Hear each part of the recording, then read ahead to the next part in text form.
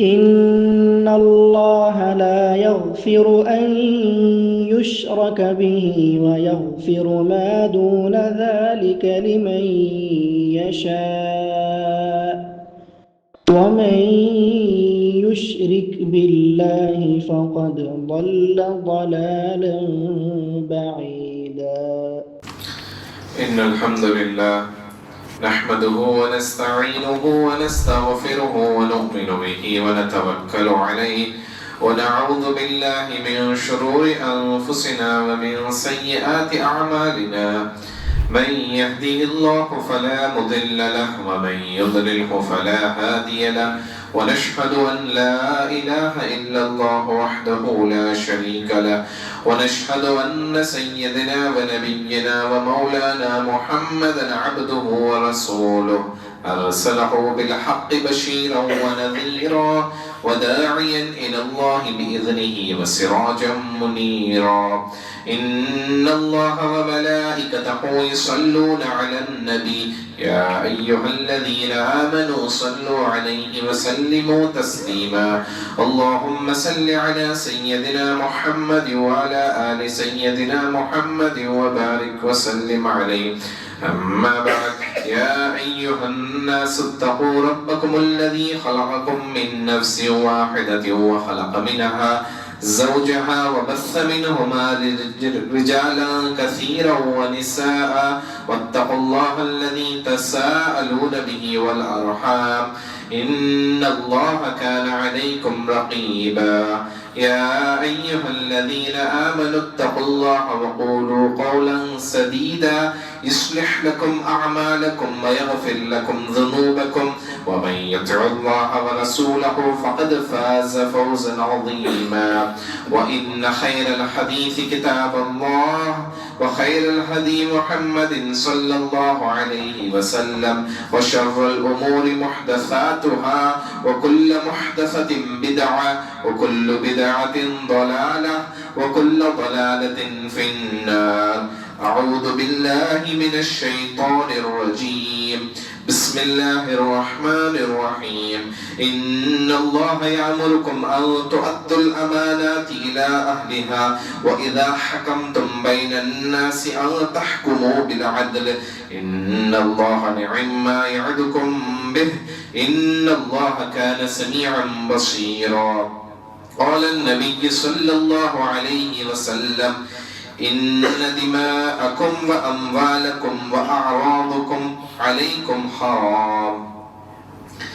الحمدللہ تمام تعریفیں اس اللہ رب العزت پر جس نے ساری کائنات کے ہر ایک ذرے کو بنایا.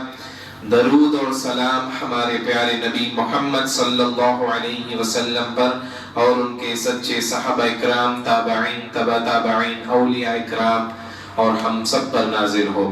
اللہ رب العزت کا ہم سب کو اس لمحہ اس بات پر شکر ادا کرنا چاہیے کہ اللہ رب العزت نے ہم سب کو اس بابرکت جمعہ والی مجلس میں جمع ہونے کی توفیق عطا فرمائے.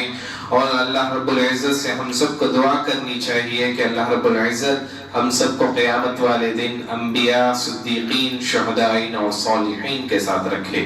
آمین. الحمدللہ آج کا میرا جمعہ کا جو عنوان ہے وہ ہے حقوق العباد کے بارے میں. دو چیزیں ہیں، ایک ہے حقوق اللہ اور دوسرا کیا ہے حقوق العباد. حقوق اللہ کیا ہے؟ اللہ کے حقوق. وہ کیا کیا آتے ہیں؟ نماز، روزہ، حج، توحید، حرام سے بچنا، یہ پورا کیا ہے؟ اللہ کے حقوق ہیں. اگر اللہ چاہے تو اللہ سے اگر ہم توبہ کریں گے تو اللہ معاف کر سکتا ہے. غفور الرحیم ہے اللہ، بے شک رحم کرنے والا ہے. لیکن دوسرا ایک حقوق وہ ہے حقوق العباد، لوگوں کے حقوق. اگر اللہ سے آپ معافی بھی مانگے، جب تک اللہ معاف نہیں کرے گا، جب تک کس کے حقوق آپ نے لیے ہیں کہ اس سے نہ آپ معافی نہ لیں، جب تک اللہ بھی معاف نہیں کرے گا. وہ ہے حقوق العباد، لوگوں کے حقوق. نبی کریم صلی اللہ علیہ وسلم جب حجۃ الوداع کے موقع پر خطبہ دے رہے تھے، اس وقت آپ صلی اللہ علیہ وسلم نے خطبے میں فرمایا ان دماءکم واموالکم واعراضکم علیکم حرام، بے شک تمہارا خون، تمہارا مال اور تمہاری عزت ایک دوسرے پر حرام ہے۔ اللہ اکبر، تمہارا خون۔ لوگ آج کل آرام سے قتل سب آرام ہو گیا ہے، اس کو حرام نہیں سمجھتے، اور لوگوں کا دوسروں کا مال لینا اس کو بھی حرام نہیں سمجھتے۔ اور کیا ہے؟ لوگوں کی عزت کو اچھالنا۔ ہر جگہ آپ دیکھیں کہ یہ چیز ہم دیکھتے ہیں، ماں باپ بچوں کی عزت لیتے ہیں، اور بچے ماں باپ کی عزت لیتے ہیں، اور شوہر بیوی کی عزت لیتا ہے، اور بیوی شوہر کی عزت لیتا ہے۔ یہ سب آج کل سوسائٹی میں نارمل ہو چکا ہے۔ اللہ اکبر۔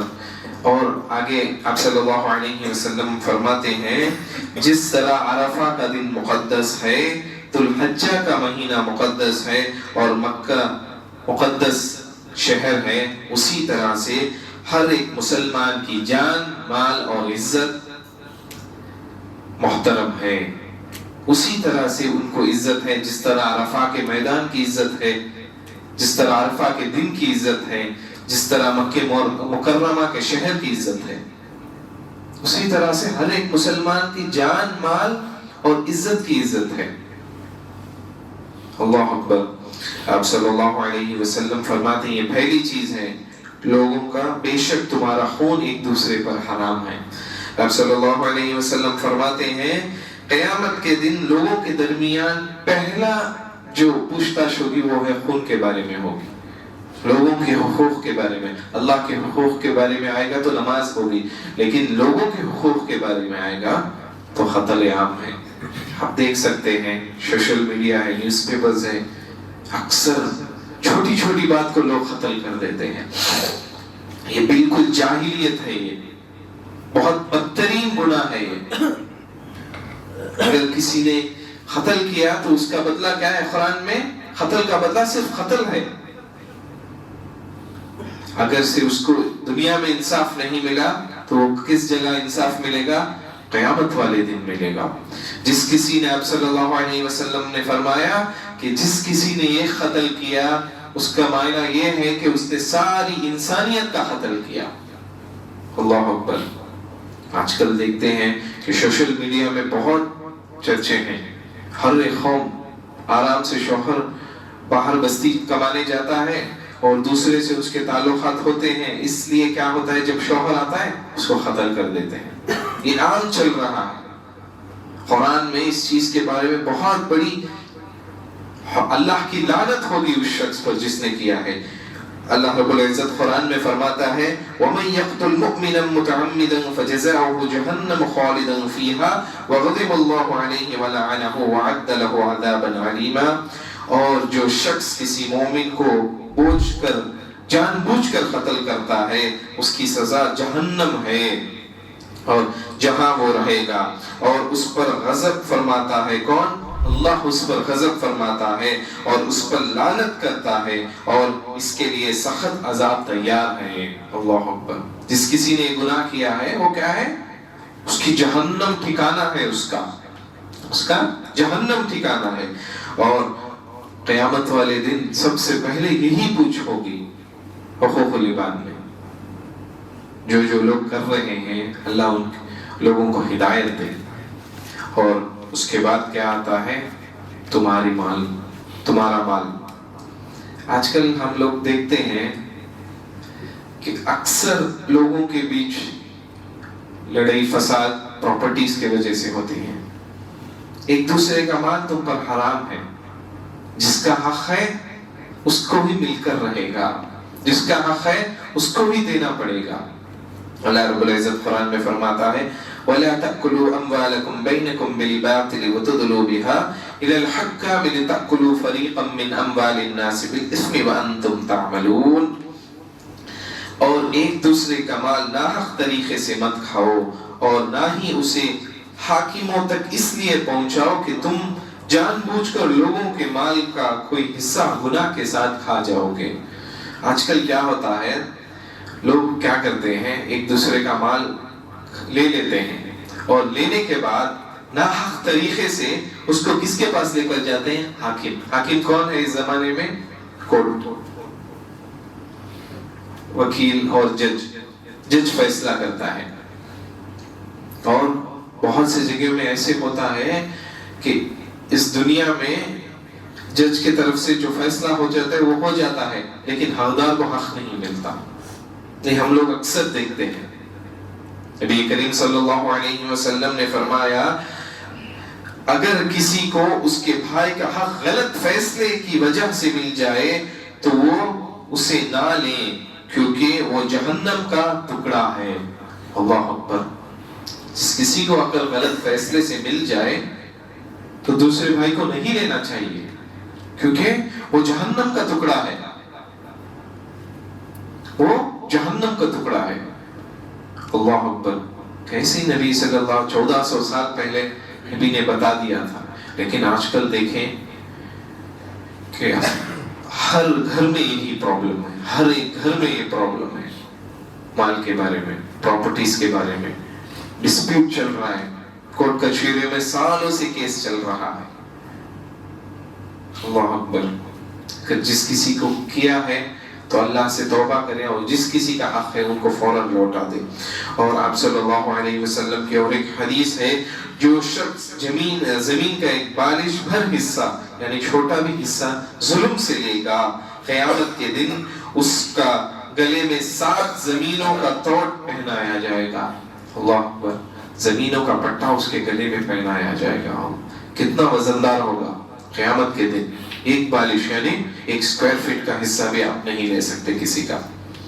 اکثر ہم لوگ دیکھتے ہیں پڑوسی کا تھوڑا 1 فٹ 2 فٹ اس گھر والے لے لیتے ہیں، یہ اکثر ہوتا ہے۔ اس 1 فٹ 2 فٹ کے لیے کورٹ میں جاتے ہیں۔ اگر سے آپ وہ لے رہے ہیں تو آپ پر جائز نہیں ہے۔ قیامت والے دن اللہ آپ کو کیا کرے گا؟ 7 زمینوں کا پٹا پہنائے گا آپ کے گلے میں۔ اللہ حفاظت فرمائے ہم لوگوں کی۔ اور ایک نبی صلی اللہ علیہ وسلم کے وقت کا واقعہ ہے، حضرت عثمان بن طلحہ رضی اللہ عنہ جب فتح مکہ ہوئی تھی، جب آپ صلی اللہ علیہ وسلم مکے کے اندر جیت حاصل کر چکے تھے، مکے کے اندر داخل کر رہے تھے، اس وقت کس کے پاس چابی تھی؟ حضرت عثمان بن طلحہ رضی اللہ عنہ کے پاس تھی۔ ان کا خاندان بنو شیبہ اور نسلوں سے کعبہ کی چابی کی حفاظت کرتے تھے۔ کون؟ حضرت عثمان بن طلحہ رضی اللہ عنہ، نسلوں سے ان کے پاس ہی چابی تھی۔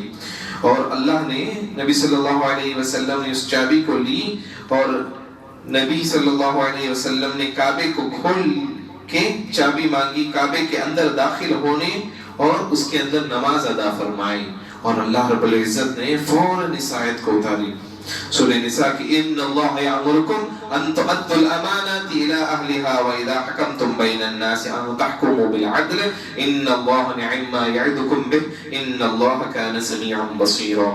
بے شک اللہ تمہیں حکم دیتا ہے کہ امانتیں ان کے حقدار لوگوں کو واپس کر دو، اور جب تک لوگوں کے درمیان فیصلہ کرو تو انصاف کا فیصلہ کرو۔ اللہ اکبر۔ نبی صلی اللہ علیہ وسلم جیت گئے تھے مکہ کو، اور انہوں داخل ہونے کے بعد، چابی لینے کے بعد اللہ نے یہ آیت اتاری۔ پھر نبی صلی اللہ علیہ وسلم نے کیا کیا؟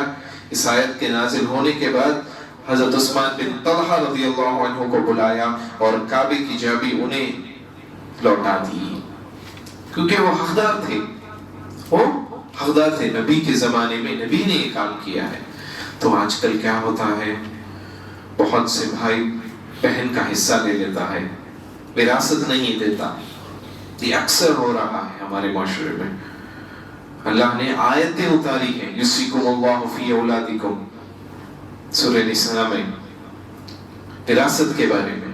اور ایک حدیث ہے، نبی صلی اللہ علیہ وسلم نے فرمایا، جو ماں باپ اپنے خبر میں عذاب چاہتے ہیں تو ان کو یہ کام کرنا چاہیے کہ وہ لوگ اپنے جو پراپرٹیز ہیں ماں باپ کے پاس، اگر سے وہ وراثت نہ لکھیں تو ان کے جانے کے بعد جو جو بچے گھڑتے ہیں وہ اس وجہ سے ان لوگوں کو عذاب ہوگا. یہ ایک دن بھی ایسا نہ گزرے کہ وہ وراثت لکھے بغیر رات گزارے. ماں باپ کو یہ حکم دے رہے ہیں. کون؟ نبی صلی اللہ علیہ وسلم. وراثت کے بارے میں جو کچھ بھی ہے عدل و انصاف سے کرنا ہے. یہ بہت بڑی چیز ہے.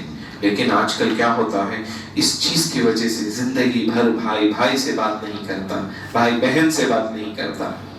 اکثر یہ ہو رہا ہے چھوٹی سی پراپرٹی کے لیے. اللہ حفاظت فرمائے. کورٹ کچہری میں جا رہے ہیں، عزتیں اچھال رہے ہیں. ایسے ہو رہا ہے آج کل. اللہ ہم سب کی حفاظت فرمائے. اور آخری چیز ہے وہ ہے ایک دوسرے کی عزت. ایک دوسرے کی عزت. اکثر لوگ یہ سمجھتے ہیں کہ صرف مال لینا اور قتل کرنا گناہ ہے، لیکن نبی صلی اللہ علیہ وسلم نے بہت حرمت کس کو دی تھی؟ عزت کی.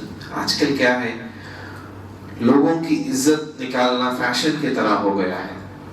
ہر ایک چیز میں لوگوں کو برا بھلا کہہ دینا، لوگوں سے آ کر اس طریقے سے بات کرنا کہ وہ آپ سے دوسری بار بات ہی نہ کریں.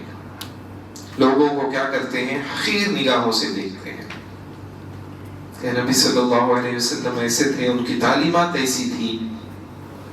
ہر ایک چیز میں ہم کیا کرتے ہیں، لوگوں کی عزت نکالنے کی کوشش کرتے ہیں. ہر ایک چیز میں آپ دیکھیں کہ غیبت کرتے ہیں. ایک بھائی کے بارے میں دوسرے بھائی کے بارے میں کیا کرتے ہیں، غیبت کرتے ہیں. ہر ایک وقت غیبت، ہر ایک وقت غیبت.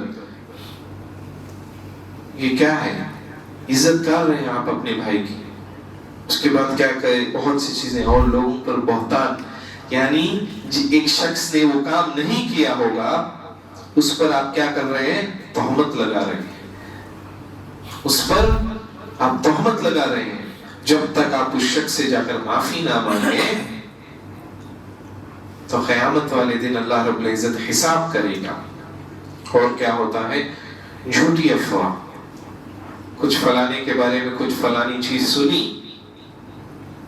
اس کے بارے میں جھوٹی افواہ بول دیتے ہیں. لوگ آرام سے بولتے ہیں. ایسا کہ وہ ایسی چیز اگر انہوں نے آنکھوں سے دیکھی ہے، اس طرح سے بولتے ہیں لوگوں کے پاس. جھوٹی افواہیں، لوگوں کے بارے میں جھگڑے لگانا، ایسی جھوٹی افواہیں پھیلا کر. فلانے شخص نے تمہیں ویسے کہا تھا، فلانے شخص کا بچہ ٹھیک نہیں ہے. یہ سب کیا ہے، جھوٹی افواہیں ہیں. اللہ حفاظت فرمائے. اور کیا، لوگوں کو گالیاں دیتے ہیں. آپ دیکھیں کہ تھوڑا سا اگر غصہ آ جائے تو لوگوں کو گالیاں دینا شروع کر دیتے ہیں. اکثر یہ چیز روڈ پر ہوتی ہے. گاڑیوں سے کچھ تکرار ہو جائے تو لوگ کیا کرتے ہیں، گالیاں دینا شروع کر دیتے ہیں بے فضول. اس جگہ صبر نہیں کرتے. یہ کیا ہے، یہ بھی لوگوں کا کر عزت نکالنے میں شامل ہے. اور آپ صلی اللہ علیہ وسلم لوگوں کا مذاق اڑانا، لوگوں کو مذاق اڑانا، ہر ایک چیز میں لوگوں کا مذاق اڑاتے ہیں. پبلکلی لوگوں کو امبیرس کرتے ہیں. آپ ایک گروپ میں ہیں تو اس جگہ ایک شخص خاموش رہنے والا ہوتا ہے تو اسے کیا کرتے ہیں، اس کا مذاق اڑاتے ہیں لوگ. یہ اکثر ہوتا ہے ہم لوگوں کے معاشرے میں، سوسائٹی میں اکثر ہوتا ہے. اور ایک چیز کیا ہے، اور برا لقب دینا. اللہ نے اس کے ماں باپ کے ذریعے سے اس کا بہترین نام ہوگا، لیکن لوگ اس کو برا لقب سے بلاتے ہیں. اللہ رب العزت قرآن میں فرماتا ہے سورہ حجرات میں، ایک دوسرے کا مذاق نہ اڑاؤ، ایک دوسرے کو برا لقب سے نہ پکارو اور غیبت نہ کرو. قرآن میں اللہ نے فرما دیا ہے مذاق نہ اڑاؤ، ایک دوسرے کو برا لقب مت دو اور ایک دوسرے کی غیبت نہ کرو. اگر ہم یہ چیز نہیں کر رہے ہیں تو ہم کیا کر رہے ہیں، اللہ کے حکم سے اگینسٹ جا رہے ہیں. جو اللہ نے حدود دیا ہے اس کو پار کر رہے ہیں.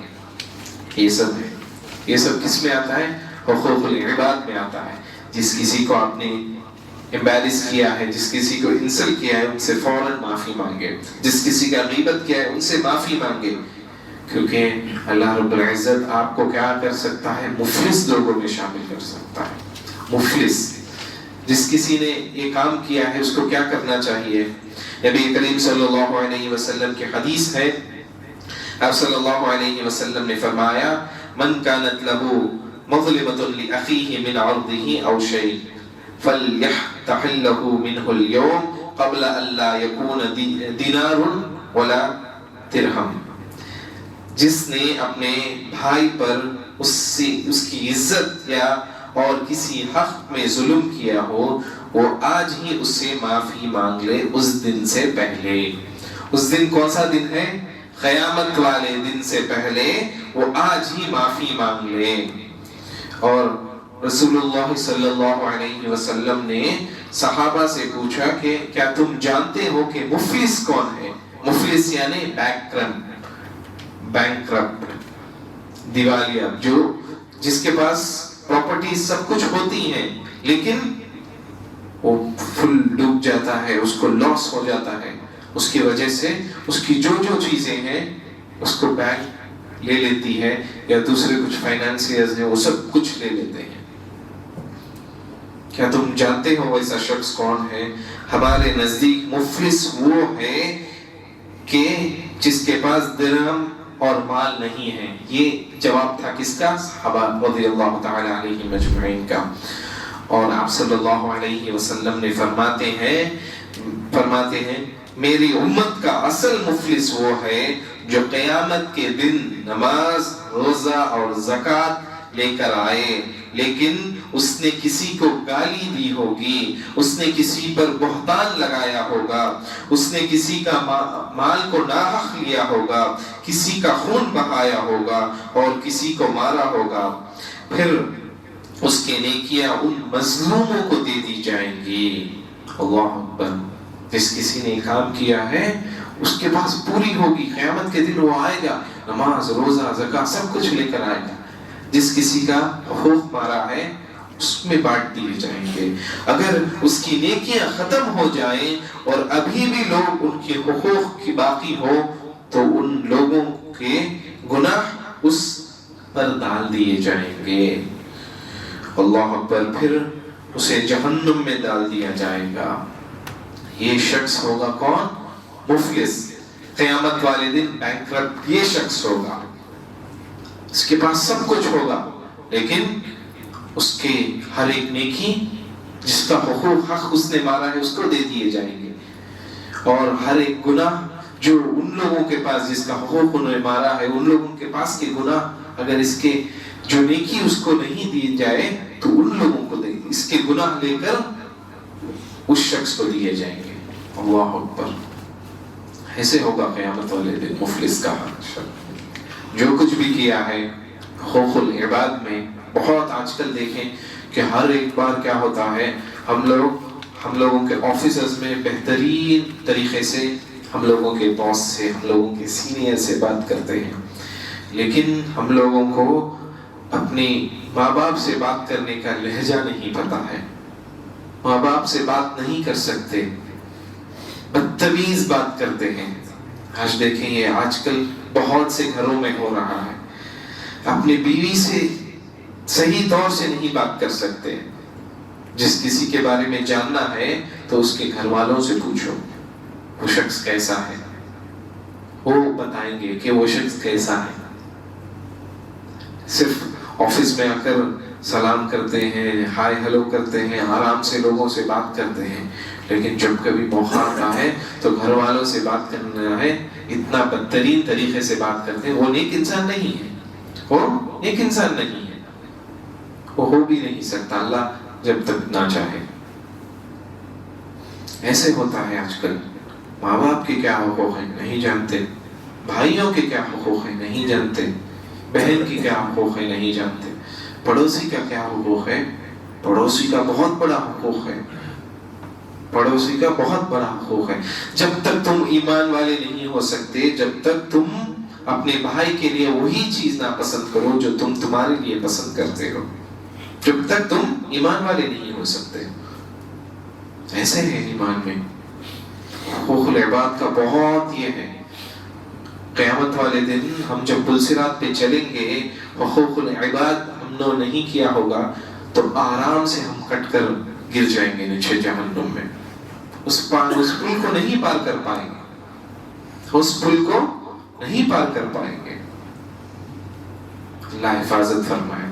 جو کچھ بھی کیا ہے، کس کا حقوق لیا ہے، کسی کو گالی دی ہے، کسی کو برا بھلا کہا ہے، تو فوراً ان سے معافی طلب کر لیں.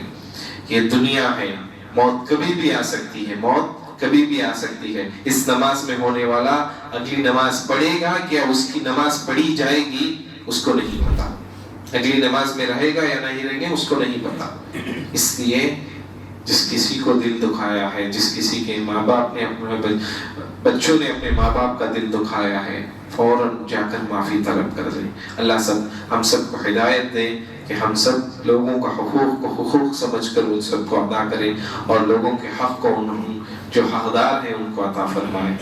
اللہ رب العزت ہم سب کو نماز کا پابند بنائے، قرآن کی تلاوت کرنے والا بنائے، لوگوں میں محبت سے رہنے والا بنائے، غیبت سے ہم سب کی حفاظت فرمائے. اللہ رب العزت فلسطین کی حفاظت فرمائے، غزہ کی حفاظت فرمائے، ہر ایک مومن مسلمان کی حفاظت فرمائے. آمین. بارک اللہ لنا ولکم فی القرآن المجید ونفعنا وإیاکم بالآیات والذکر الحکیم. انہ تعالی جواد کریم ملک بر رؤوف رحیم ورب حلیم.